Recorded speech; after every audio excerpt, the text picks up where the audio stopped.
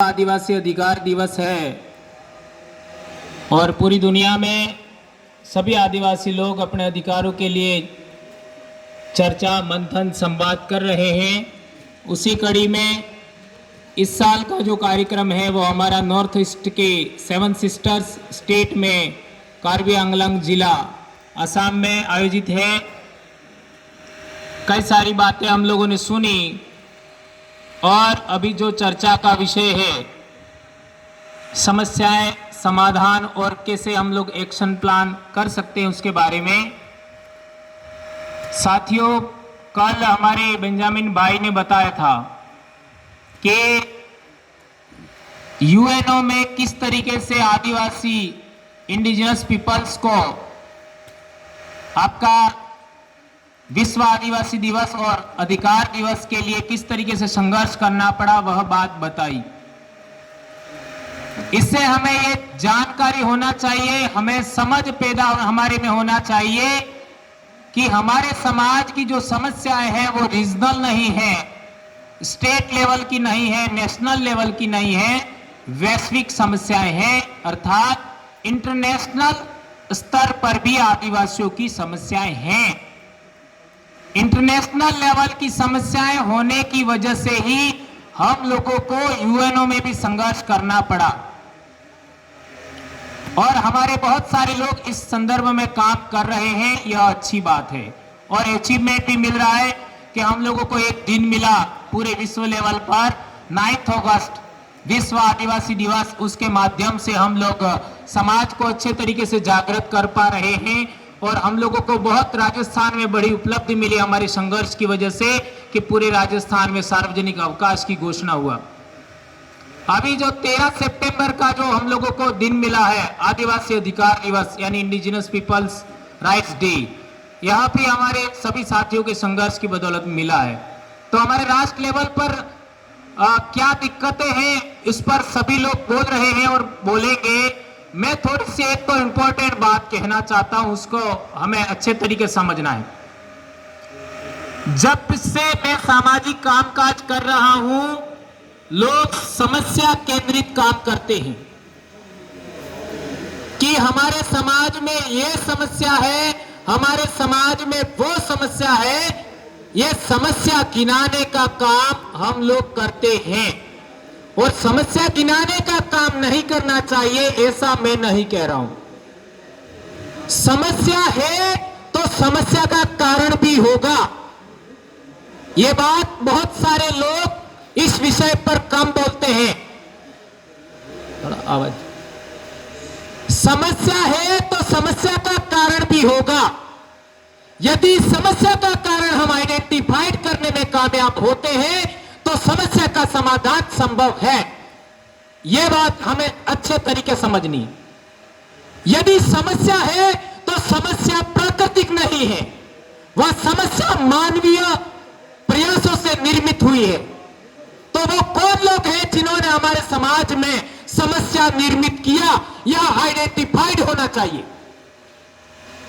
हमारे पश्चिमी भारत की बात करते हैं, भील आदिवासी सबसे बड़ा आदिवासी समुदाय माना जाता है।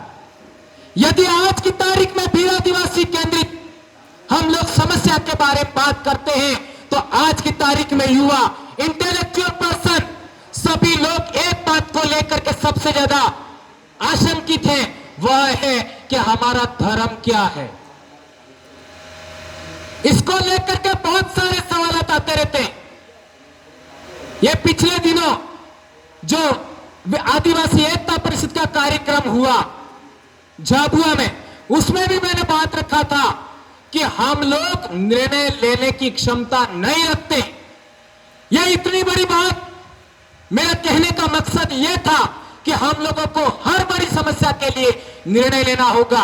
और आज की शाम को हम लोग बहुत सारी अच्छा डिस्कशन हुआ, उसमें निर्णय लेने जैसी बातें हुई, यह मेरे को अच्छा लगा। तो एक समस्या क्या है कि हमारा धर्म क्या है। आज देश में जो सर्टिफाइड या आइडेंटिफाइड या फिर रजिस्टर्ड जितने भी धर्म है, वो सभी धर्म आदिवासियों को बिखेरने के लिए है, ऐसा मैं मानता हूं। जो रजिस्टर्ड धर्म है, कोई भी धर्म आदिवासियों का एक करने में आज की तारीख में सक्षम नहीं है। यह बात हमें गांठ बांध लेनी चाहिए। क्यों? सभी धर्म, चाहे ईसाईयत हो, चाहे आपका कोई भी धर्म हो, ईसाईयत का नाम लेकर के आदिवासियों को सबसे ज्यादा प्रताड़ित किया जाता है। लेकिन जो भारत में सबसे ज्यादा बड़ा धर्म है, जिसको हिंदुइज्म कहते हैं, वह भी देखो तो दोनों में धर्मांतरण हमारा हो रहा है। यह कहने की हिम्मत बहुत कम लोगों में है कि चाहे हिंदुइज्म हो चाहे ईसाईयत हो, दोनों में धर्मांतरण आदिवासियों का हो रहा है। यह बात बहुत कम लोग आपका क्या कहते हैं, हिम्मत नहीं कर पाते हैं। तो सवाल पैदा होता है, आखिर हमारा धर्म क्या है? तो यदि फिलोसफी के आधार पर हम लोग समझने का कोशिश करते हैं, तो एक फिलोसफी है ईश्वरीय दर्शन की। ऐसा दर्शन, ऐसा फिलोसफी जो एक ईश्वर की कल्पना करता है, एक ईश्वर को मानता है। और दूसरी फिलोसफी है वो प्रकृति आधारित फिलोसफी, यानी प्रकृति निर्मित, यानी प्रकृति के आधार पर चलने वाले जो मानव समूह है, उनका दर्शन, यानी नेचुरल फिलोसफी। तो आदिवासी लोग हैं वो नेचुरल फिलोसफी को मानते हैं, उसी को ट्राइबल फिलोसफी हमें कहना चाहिए, जो प्रकृति के नियम कायदे आधारित है। यदि इस दृष्टि से हम लोग सोचते हैं, पहली बात हमें ख्याल रखना होगा कि दुनिया पर विचार राज करता है, व्यक्ति राज नहीं कर सकता, विचार राज करता है। तो हम लोग इस दृष्टि से सोचते हैं, तो प्रकृति के नियम कायदे, प्रकृति की सोच, प्रकृति आधारित समुदाय है, उनको 6 धर्म चाहे 7 धर्म है, उनसे बाहर निकलने का सोच स्टैब्लिश करना चाहिए। इतनी बड़ी बात, यदि आप इन 6 धर्मों को मानते हैं, तो इनसे बाहर हमारा सोच होना चाहिए। इस संदर्भ में आपका ये जो आदिवासी समन्वय मंच बना है, उसको उसके बारे में सोचना चाहिए।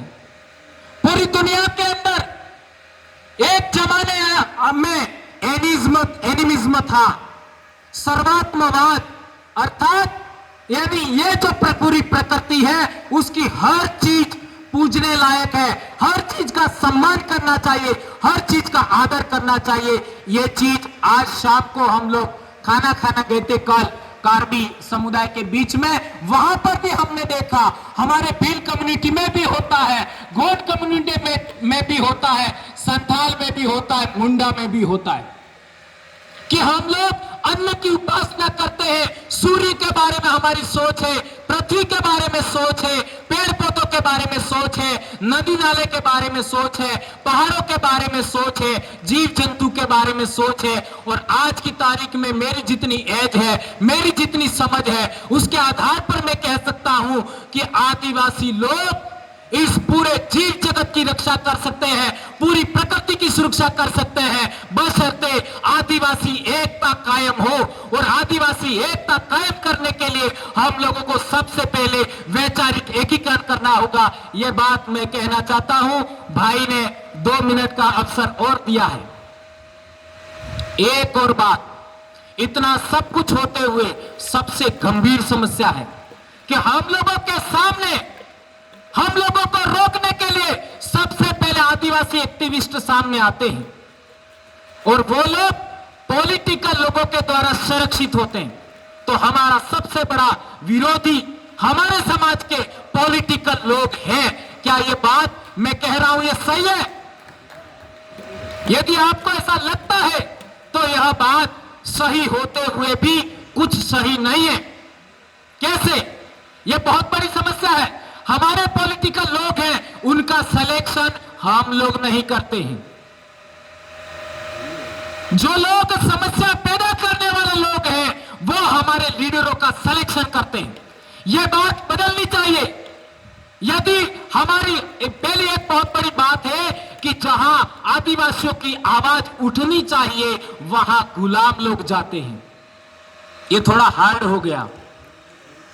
यानी विधानसभा, यानी लोकसभा, राज्यसभा, जहां हमारी आवाज उठनी चाहिए, वहां लोग दूसरों लोगों के द्वारा सिलेक्टेड लोग हैं वो जाते हैं, तो क्या पूरे देश का आदिवासी समुदाय, पूरे देश का यह बड़ा संगठन निर्मित हो रहा है, संगठनों का संगठन निर्मित हो रहा है, आदिवासी मंच, उसको सोचना चाहिए कि आदिवासियों के द्वारा सिलेक्टेड लोग किस तरीके से विधानसभा में जाए, किस तरीके से लोकसभा में जाए, किस तरीके से राज्यसभा में जाए, उसके बारे में हमें सोच कायम करना चाहिए, प्लानिंग बनाना चाहिए, एक कार्य योजना बनानी चाहिए, ऐसा मैं कहना चाहता हूं। और उसके लिए हमने दक्षिणी राजस्थान में एक मॉडल बनाया है, वो मॉडल पूरे आदिवासी लोगों को समझने की जरूरत है। उसके लिए यदि आप सबकी रजामंदी बनती है तो ये जो नवंबर में झारखंड में जो कार्यक्रम आयोजित है उसमें हमारी जो सिलेक्शन प्रणाली, आदिवासी लीडर किस तरीके से आदिवासियों के द्वारा सिलेक्टेड होगा और किस तरीके से नियंत्रित होगा और किस तरीके से आगे जाके बोलेगा, उस पर मैं ट्रेनिंग देना चाहूंगा। यदि आप लोगों की सहमति बनती है, रजाबंदी बनती है, तो उस समय में नवंबर में मैं कोशिश करूंगा। इतनी बात कह करके मैं अपनी बात समाप्त करता हूं। जय आदिवासी, जय जोहार, जय भारत, काड़ो। बहुत बहुत शुक्रिया आदरणीय भंवरलाल जी परमार। हमारे को जिन जिन बिंदुओं पर बहुत गहनता से चिंतन मंथन करने की जरूरत है